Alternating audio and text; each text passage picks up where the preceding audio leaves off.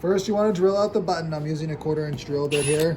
Sometimes they come off, sometimes they don't, in which case just use a pair of side cutters and pull them off.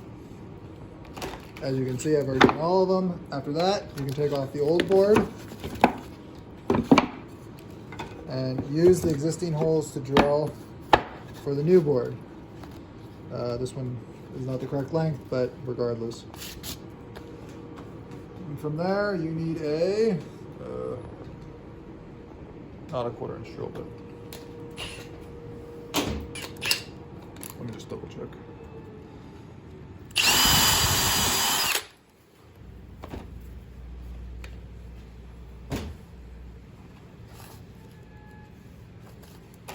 And I think you need to go further than this. Yeah, works. 13/64 drill bit to drill the new holes into your board.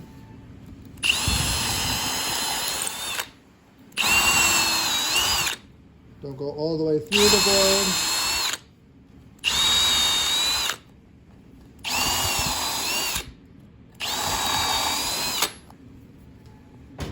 And just hammer in your new buttons.